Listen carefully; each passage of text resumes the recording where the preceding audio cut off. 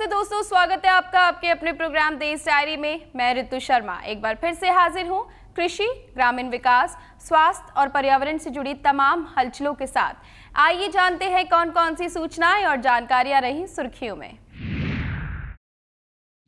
आज हम बात करेंगे पंजाब के कपास किसानों को दिए मुआवजे की, जानेंगे उड़द की फसल को हुए नुकसान के बारे में, बताएंगे दिल्ली वालों के लिए क्या है अच्छी खबर, समझेंगे क्या है तमिलनाडु की अम्मा मोबाइल स्कीम, साथ ही बताएंगे रोजाना दही खाने के फायदों के बारे में।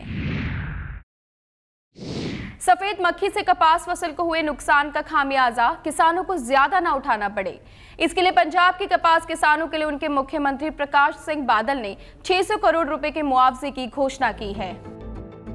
पंजाब के मुख्यमंत्री प्रकाश सिंह बादल ने कपास किसानों को 600 करोड़ रुपए का मुआवजा देने की घोषणा की है। राज्य के कपास उत्पादक क्षेत्रों में व्हाइट फ्लाई के हमले से कपास की फसल को खासा नुकसान पहुंचा है। मुख्यमंत्री ने कहा कि प्रभावित किसानों के बीच राहत राशि बांटने के लिए युद्ध स्तर पर काम शुरू किया जाएगा। इसके पहले भी जब राज्य में गेहूं की फसल खराब हुई थी तो राज्य सरकार ने किसानों से उचित कीमतों पर गेहूं की खरीद भी की थी। देश में अब जो भी राष्ट्रीय राजमार्ग बनेंगे उनकी सूरत बहुत जल्द बदलने वाली है। केंद्र सरकार ने राजमार्ग विकसित करने संबंधी नियमों में महत्वपूर्ण बदलावों के तहत ये भी सुनिश्चित किया है कि इन राजमार्गों को हरित राजमार्ग का नाम दिया जाएगा। केंद्र सरकार ने राजमार्ग विकसित करने संबंधी नियमों में महत्वपूर्ण फेरबदल किए हैं। अब जो भी राजमार्ग विकसित होंगे वहां पेड़ लगाना अनिवार्य कर दिया गया है। इसके अलावा ऐसे राजमार्ग को हरित राजमार्ग का नाम दिया गया है। केंद्रीय सड़क परिवहन एवं राजमार्ग मंत्री नितिन गडकरी ने हरित राजमार्ग, वृक्षारोपण, प्रत्यारोपण, सौंदर्यीकरण और अनुरक्षण नीति 2015 जारी करते हुए बताया कि अब सड़क निर्माण के साथ साथ पेड़ पौधों को लगाने पर भी उतना ही ध्यान दिया जाएगा। इसके लिए तय किया गया है कि परियोजनाओं की कुल राशि का 1% हिस्सा पेड़ पौधे लगाने पर खर्च किया जाएगा। राजधानी दिल्ली सहित उत्तर भारत में मानसून लौट आया है। मौसम विभाग के मुताबिक उत्तर पश्चिम भारत के तमाम इलाकों में अगले 10 दिनों तक मौसम के साफ रहने की संभावना है। उत्तर पश्चिम भारत में रहने वाले लोगों के लिए अच्छी खबर है। यहाँ रहने वाले लोग जल्द ही मॉनसून का लुत्फ उठा सकेंगे। मौसम विभाग के मुताबिक उत्तर पश्चिम भारत के तमाम इलाकों में अगले 10 दिनों तक मौसम साफ रहेगा और साथ ही उत्तर पश्चिम दिशा से हवाओं के चलने का दौर जारी रहेगा। इसका सीधा मतलब ये हुआ कि ज्यादातर मैदानी इलाकों में तेज धूप के बीच हल्की ठंडी हवाएं चलती रहेंगी और जानकारों की माने तो अगर ऐसा ही मौसम रहा तो जल्द ही सर्दियों का आगाज भी हो जाएगा। माना जा रहा है कि मॉनसून की वापसी जम्मू कश्मीर, राजस्थान, पंजाब, हरियाणा, दिल्ली, उत्तराखंड, हिमाचल और पश्चिमी उत्तर प्रदेश में घोषित कर दी गई है। मोदी सरकार हर नागरिक को हेल्थ सिक्योरिटी देना चाहती है। इसके लिए हेल्थ केयर स्कीम पर काम करने का जिम्मा अब नीति आयोग ने हेल्थ मिनिस्ट्री को सौंप दिया है। इसके साथ ही प्रीपेड स्कीम के प्रीमियम पर भी छूट दी जाएगी। नीति आयोग के मुताबिक अब हेल्थ बीमे का जिम्मा हेल्थ मिनिस्ट्री के हाथों में सौंप दिया गया है। इस स्कीम के तहत सरकारी कंपनियों के साथ प्राइवेट कंपनियों को भी जोड़ा जाएगा। इसके साथ ही नीति आयोग ने हेल्थ मिनिस्ट्री को ये भी संदेश दिए हैं कि देश में आम आदमी के लिए दुरुस्त हेल्थ केयर स्कीम नहीं है। ऐसी स्कीम बनाई जाए जिसमें आम आदमी की भागीदारी हो और इसमें होने वाले खर्च को लेकर भी निश्चिंत रहे। ये हेल्थ केयर स्कीम प्रीपेड होगी। स्कीम जितनी राशि की होगी उसी हिसाब से प्रीमियम भी लिया जाएगा। साथ ही इसमें सरकार छूट भी देगी। इस हेल्थ केयर स्कीम को अमेरिका के हेल्थ केयर स्कीम के आधार पर चलाया जाएगा। भोपाल के कुछ हिस्सों में ज्यादा बारिश होने के कारण उड़द की फसलों को जो नुकसान हुआ है, प्रदेश सरकार उसकी भरपाई के लिए किसानों को उड़द की फसल पर राष्ट्रीय कृषि बीमा योजना लागू करने पर विचार कर रही है। उड़द की फसल भी राष्ट्रीय कृषि बीमा योजना के दायरे में आएगी। राज्य सरकार ने उड़द के नुकसान पर फसल बीमा का फायदा दिलाने के लिए जिला अधिकारियों को निर्देश दिए हैं। प्रदेश में इस बार कुछ इलाकों में ज्यादा बारिश के चलते उड़द की फसल को खासा नुकसान हुआ है।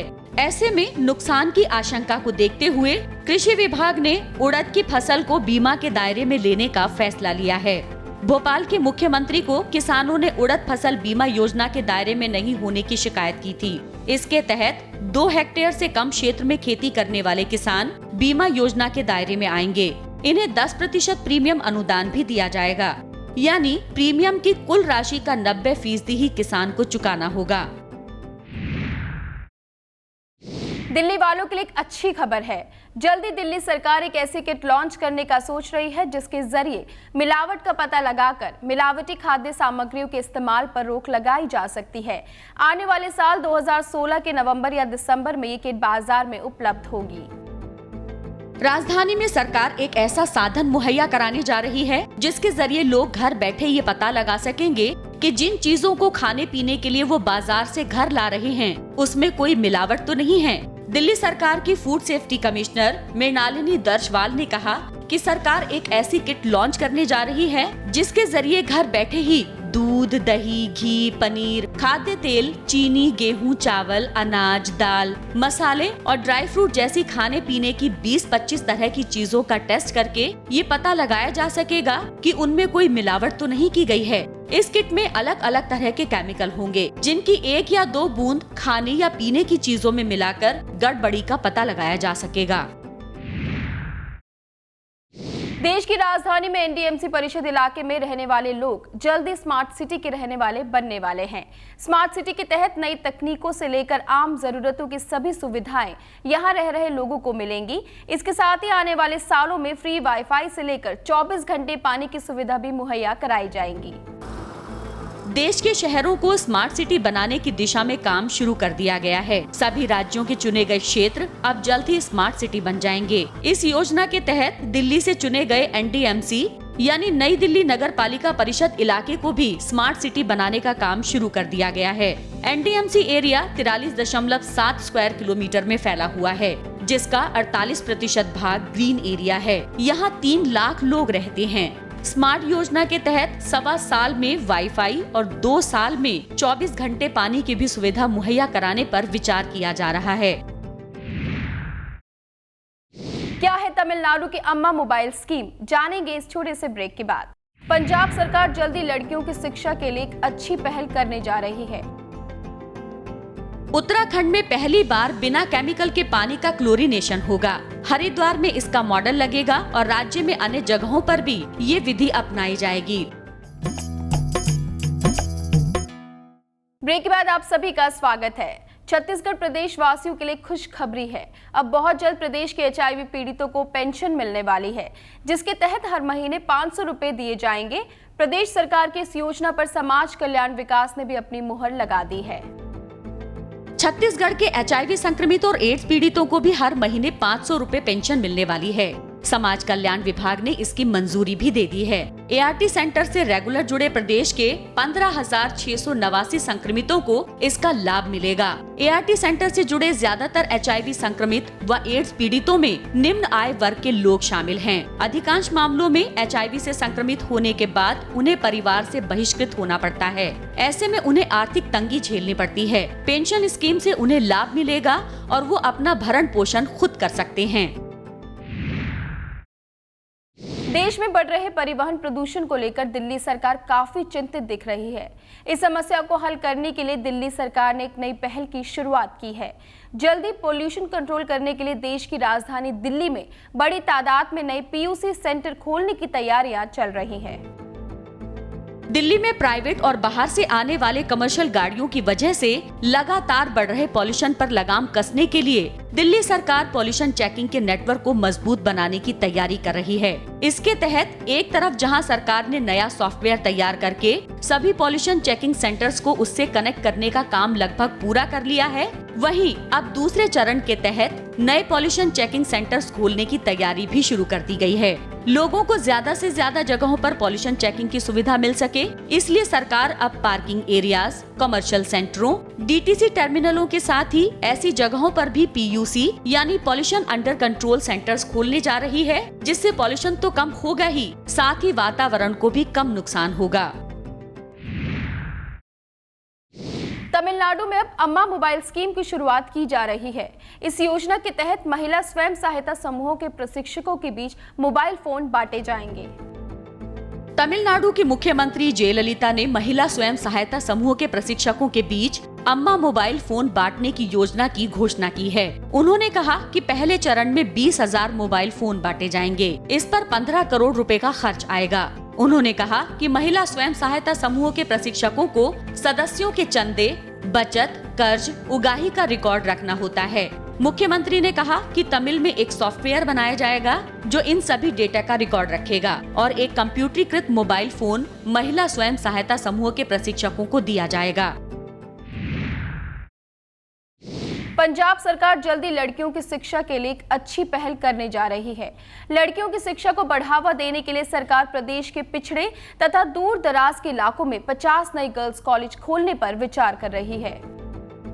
पंजाब सरकार द्वारा प्रदेश के पिछड़े इलाकों में रह रही लड़कियों की शिक्षा के लिए 50 नए गर्ल्स कॉलेज खोले जाएंगे। इससे न सिर्फ उन्हें प्रोत्साहन और साहस मिलेगा बल्कि प्रदेश का भी सुधार होगा। प्रस्ताव के अनुसार 20 नए girls college Punjabi university Patiala से संबंधित होंगे, जबकि 15 कॉलेज गुरु नानक देव यूनिवर्सिटी अमृतसर व पंजाब यूनिवर्सिटी चंडीगढ़ से जुड़े होंगे। स्कूल बनाने का सारा खर्च पंजाब सरकार ही उठाएगी। इसके साथ ही स्टाफ की भर्ती भी सरकार ही करेगी। इसके साथ ही BA तथा BCom जैसे परंपरागत डिग्री कोर्स के अलावा फैशन टेक्नोलॉजी, फूड प्रोसेसिंग व कॉस्मेटोलॉजी जैसे कोर्स भी शुरू किए जाएंगे ताकि पढ़ाई के बाद लड़कियां छोटा मोटा बिजनेस चला सकें और उन्हें रोजगार को लेकर चिंतित न होना पड़े। उत्तराखंड देश का पहला प्रदेश बनने जा रहा है जहां स्वच्छ पेयजल के लिए बिना केमिकल ट्रीटमेंट के क्लोरीनेशन की सुविधा होगी। इस विधि के लागू होने के बाद गली मोहल्लों से आने वाले गंदे पानी की शिकायतें दूर हो सकेंगी। उत्तराखंड में पहली बार बिना केमिकल के पानी का क्लोरीनेशन होगा। हरिद्वार में इसका मॉडल लगेगा और राज्य में अन्य जगहों पर भी ये विधि अपनाई जाएगी। पानी को स्वच्छ रखने के लिए जरूरी है कि उसमें क्लोरीन हो। क्लोरीन ही पानी के बैक्टीरिया का खात्मा करती है। अभी तक जल संस्थान की ओर से पानी में क्लोरीन मिलाई जाती है, जिससे समय समय पर पानी की टेस्टिंग कर देखा जाता है कि पानी में कितना क्लोरीन है। ऐसा पहली बार है कि बिना केमिकल वाला क्लोरीनेशन होगा। हरिद्वार के पंत द्वीप में ही पहला वाटर ट्रीटमेंट प्लांट लगाया जाएगा। बढ़ते प्रदूषण के कारण पानी में तरह तरह के कीटाणुओं का पता अब आसानी से लगाया जा सकता है। साथ ही पानी की गुणवत्ता का पता लगाने के लिए अब लैब की रिपोर्ट आने तक का इंतजार भी नहीं करना होगा। हवा की तरह ही अब पानी की भी रियल टाइम मॉनिटरिंग संभव है।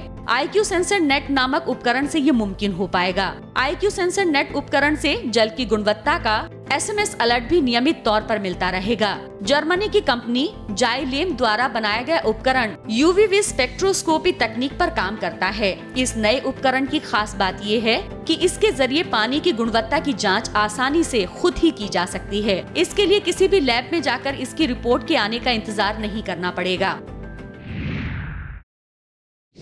अब अगर किसी के घर बेटी का जन्म होता है तो सरकार उस घर में खुद ही बधाई का ग्रीटिंग कार्ड देने वाली है। प्रधानमंत्री नरेंद्र मोदी के पंच क्रांति अभियान बेटी बचाओ बेटी पढ़ाओ के तहत कन्या शक्ति क्रांति अभियान की तैयारियां शुरू कर दी गई हैं। बेटी बचाओ बेटी पढ़ाओ अभियान के तहत जल्द ही एक नई योजना शुरू होने वाली है। अगले महीने से शुरू होने जा रहे इस अभियान के तहत बेटियों के जन्म पर सरकार उनके घर जाकर बधाई का ग्रीटिंग कार्ड देने वाली है।